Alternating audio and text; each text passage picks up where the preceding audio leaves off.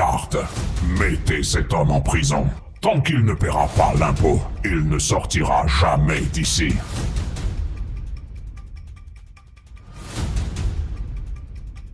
Oh Dieu, il ne me reste plus qu'un seul espoir. Mon fils. Lui seul peut m'aider. S'il vend l'âne, tout ce que nous possédons, alors je serai libre.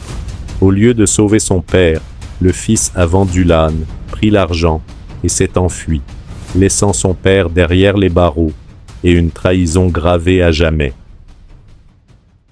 Pense à t'abonner, à liker et à activer la cloche de notification. Un petit partage, ça m'aide énormément. Dans un village lointain, vivait Bako, un homme pauvre mais honnête. Chaque année, il devait payer les impôts du roi. Mais cette année-là, il n'avait rien.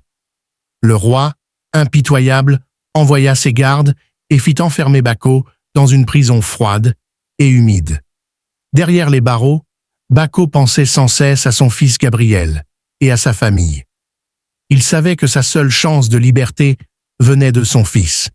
Il envoya Idrissa, le messager du roi, avec un ordre précis. Gabriel doit vendre l'âne et m'envoyer l'argent pour me libérer. Gabriel écouta, hocha la tête et vendit l'âne. Mais il ne voulait pas sauver son père. Il se dit « Je pars à Garango. Là-bas, je ferai de grandes affaires. » Il laissa son père en prison, ignorant que Bako l'attendait chaque jour pour être libre. Le père attendit son fils. 1 jour, 2 jours, 3 jours, mais rien. Bako apprit finalement que son fils avait voyagé. Il fut brisé. La famille cotisa pour sauver la réputation familiale et faire sortir Bako de prison. Bako avait 2 enfants. Gabriel étant parti, il ne restait que Thomas, le plus jeune, âgé de 10 ans. Sur la route, Gabriel rencontra Sékou, un compagnon de voyage. Ils traversèrent forêts et rivières sous un soleil brûlant. Une nuit, ils entendirent des cris.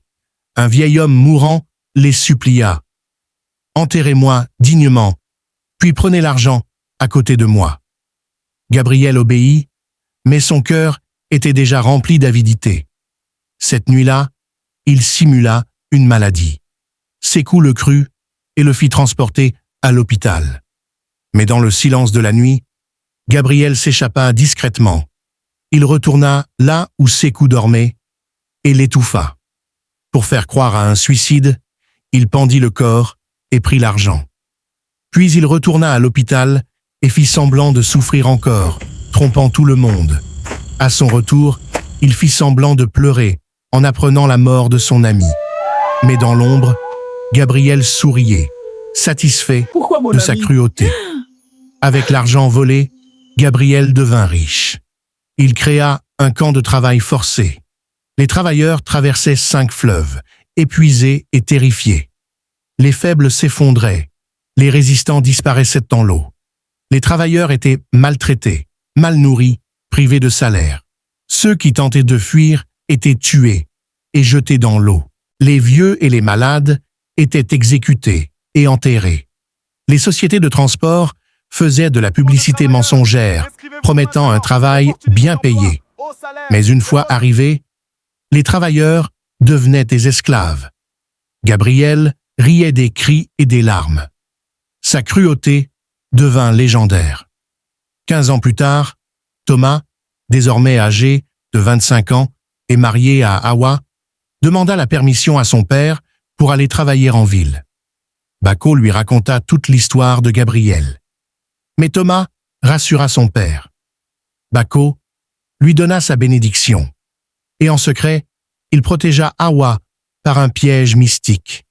Quiconque coucherait avec elle sans être son mari serait puni par une terrible malédiction. Arrivé en ville, Thomas entendit parler d'une société qui payait bien ses employés. Il décida d'y travailler pour sortir sa famille de la pauvreté. Mais une fois sur place, tout changea. Gabriel, devenu maître des lieux, arracha Hawa à son frère et força Thomas à l'appeler « maman ». Thomas découvrit l'horreur du camp. Des travailleurs mourants, battus, exécutés. Le 4e jour, il tenta de fuir. Mais on lui montra les tombes. Voici ceux qui ont résisté, ceux qui sont tombés malades, ceux qui se sont affaiblis. Ignorant la malédiction, Gabriel coucha avec Hawa. Une semaine plus tard, le châtiment tomba. Des termites sortirent de ses parties intimes. La douleur était si atroce que ses cris résonnaient à des kilomètres. Aucun traitement ne fonctionnait. Hawa finit par lui dire la vérité. « Seul mon beau-père Bako peut te soigner. » Pendant ce temps, Thomas réussit à fuir.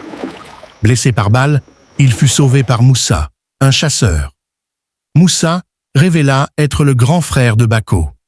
Ils retournèrent ensemble au village.